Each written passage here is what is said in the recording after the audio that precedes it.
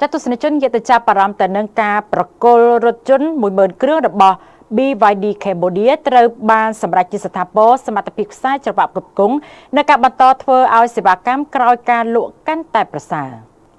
BYD Cambodia បានរៀបចំពិធីអបអរសាទរនិងថ្លែងអំណរគុណទៅដល់អតិថិជនជាម្ចាស់រថយន្ត10000នាក់នៅពិធីប្រគល់រថយន្តទី10000គ្រឿងជូនអតិថិជនរបស់ខ្លួនក្រោមបរិយាកាសរីករាយនិងការចូលរួមពីដៃគូក្នុងឧស្សាហកម្មតំណាងសារព័ត៌មាននិងម្ចាស់រថយន្តដើម្បីរួមគ្នាធ្វើជាសាក្សីនៃសមិទ្ធផលជាប្រវត្តិសាស្ត្រក្នុងការចាក់ឫសយ៉ាងជ្រៅលើទីផ្សារកម្ពុជា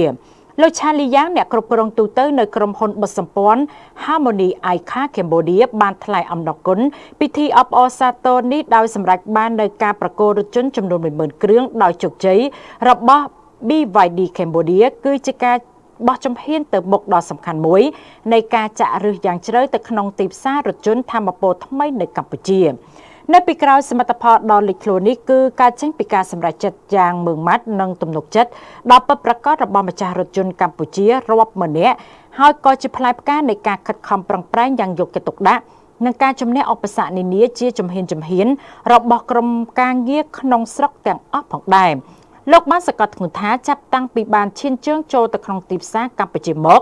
BYD តែងតែប្រកាន់ភ្ជាប់នៅទស្សនវិជ្ជានៃការអភិវឌ្ឍរយៈពេលវែង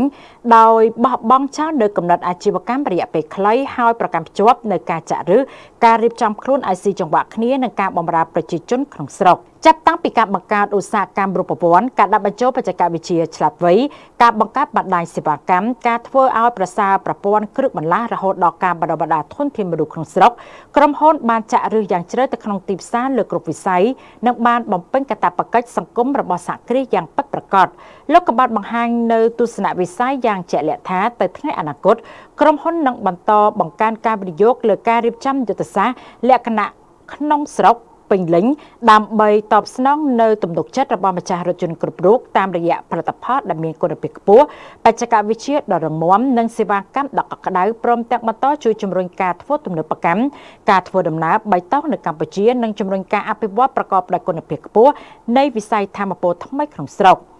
សូមបញ្ជាក់ថា BYD បានចំណាយទុនវិនិយោគចំនួន$32លានអាមេរិកដើម្បីបង្កើតរោងចក្រផលិតរថយន្តថាមពលថ្មីដំបូងបង្អស់នៅកម្ពុជាដែលមានទីតាំងនៅក្នុងតំបន់សេដ្ឋកិច្ចពិសេសក្រុងព្រះសីហនុនាពេលបច្ចុប្បន្នរោងចក្រនេះបានដាក់ឲ្យដំណើរការផលិតកម្មដោយជោគជ័យដោយសម្រេចបាននូវការផលិតរថយន្តទាំងមូលនៅក្នុងស្រុកBYD ក៏នឹងបន្ថែមទុនវិនិយោគ$6លានលើមជ្ឈមណ្ឌលស្តុកគ្រឿងបន្លាស់ដើម្បីជំរុញការធ្វើឲ្យប្រសើរនៅប្រព័ន្ធអេកូឡូស៊ីសេវាកម្មក្នុងស្រុក